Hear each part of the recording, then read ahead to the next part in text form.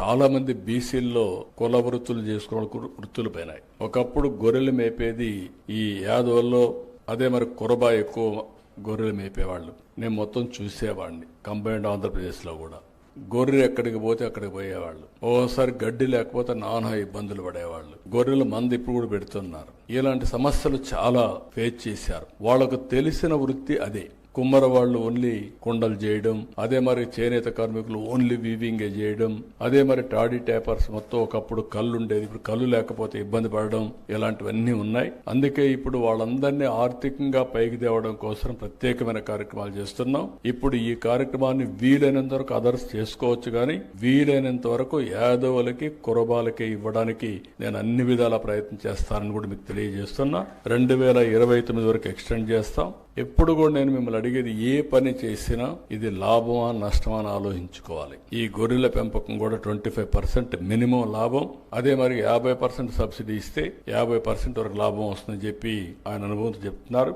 దీనికి కూడా మళ్ళీ వెటనరీ ఏ విధంగా ఉండాలి, నేను అనేక సార్లు మేము చూశాను. ఒకప్పుడు గొర్రెలు చాలా చనిపోయేటివి. దానికి కారణం రెగ్యులర్ గా డీవార్మింగ్ ఇచ్చేవాళ్ళు కాదు. దానివల్ల చాలా ఇబ్బందులు వచ్చాయి. అందుకే ఇటీవల కాలంలో డీవార్మింగ్ 1 and 3 months ఇవ్వాలని ఒక రూల్ పెట్టుకున్నాం. కంపల్సరీగా ఇస్తున్నాం. దాన్ని ఇంకా స్ట్రీమ్ లైన్ చేస్తాం. రైతుల్లో కూడా ఇంకా అవేర్నెస్ తీసుకొస్తామని చెప్పి కూడా నేను చాలా మంది బీసీల్లో కుల వృత్తులు చేసుకున్న వృత్తులు పోయినాయి. ఒకప్పుడు గొర్రెలు మేపేది ఈ యాదవుల్లో, అదే మరి కురబా ఎక్కువ గొర్రెలు మేపేవాళ్ళు. నేను మొత్తం చూసేవాడిని. కంబైన్డ్ ఆంధ్రప్రదేశ్లో కూడా గొర్రెలు ఎక్కడికి పోతే అక్కడికి పోయేవాళ్ళు. ఓసారి గడ్డి లేకపోతే నానా ఇబ్బందులు పడేవాళ్ళు. గొర్రెల మంది ఇప్పుడు కూడా పెడుతున్నారు. ఇలాంటి సమస్యలు చాలా ఫేస్ చేశారు. వాళ్ళకు తెలిసిన వృత్తి అదే.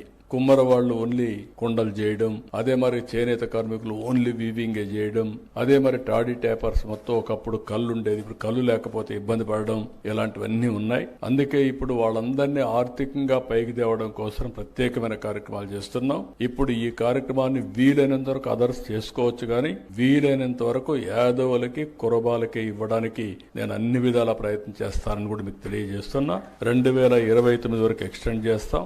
ఎప్పుడు కూడా నేను మిమ్మల్ని అడిగేది, ఏ పని చేసినా ఇది లాభమా నష్టమా అని ఆలోచించుకోవాలి. ఈ గొర్రెల పెంపకం కూడా 25% మినిమం లాభం, అదే మరి 50% సబ్సిడీ ఇస్తే 50% వరకు లాభం వస్తుందని చెప్పి ఆయన అనుభవంతో చెప్తున్నారు.